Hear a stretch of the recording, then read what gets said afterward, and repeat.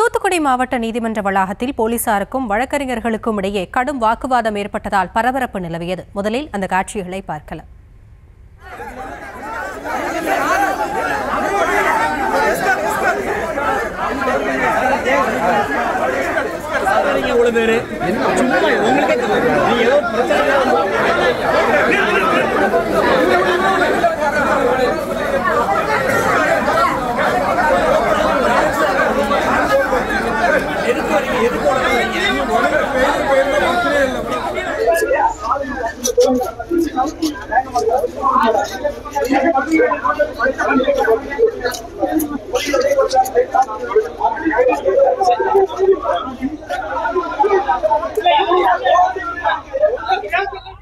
இதுகுறித்த விவரங்களோடு இணைக்கிறார் நம்முடைய செய்தியாளர் முத்துராமன். முத்துராமன், என்ன நடந்தது? இந்த வாக்குவாதத்திற்கான காரணம் என்ன?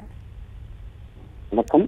தூத்துக்குடி மாவட்டம் ஸ்ரீவைகுண்டம் அருகே உள்ள வெள்ளூர் கிராமத்தைச் சேர்ந்த சிவராமன் என்ற நபர் இன்று தூத்துக்குடி நீதிமன்றத்தில், அதாவது பிசிஆர் வழக்கு தொடர்பாக பிசிஆர் கோர்ட்டிற்கு இன்று ஆஜராக வந்த நிலையில் தூத்துக்குடி நகர கண்காணிப்பாளர் மதன் தலைமையில் காவல்துறையினர் வேறு வழக்கு தொடர்பாக சிவராமனை கைது செய்ய நீதிமன்றத்துக்கு வந்ததால் காவல்துறைக்கும் எதிர்ப்பு தெரிவித்து வழக்கறிஞர்கள் மற்றும் காவல்துறையிடையே நீதிமன்ற வளாகத்தில் வாக்குவாதம் தள்ளுமுள்ளு ஏற்பட்டு பெரும் பரபரப்பு ஏற்பட்டது.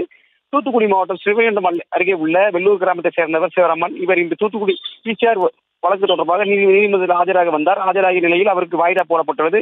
இந்த நிலையில் வேறொரு வழக்கு தொடர்பாக சிவராமனை காவல் உதவி ஆய்வாளர் ராஜபிரபு என்பவர் கைது செய்ய முயற்சி செய்தார்.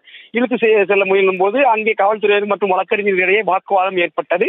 இந்நிலையில் தூத்துக்குடி நகர காவல் கண்காணிப்பாளர் மதன் தலைமையில் ஏராளமான காவல்துறை நீதிமன்ற வளாகத்தில் சிவராமனை கைது செய்வதற்காக இந்த தூத்துக்குடி நீதிமன்ற வளாகத்தில் வந்தனர்.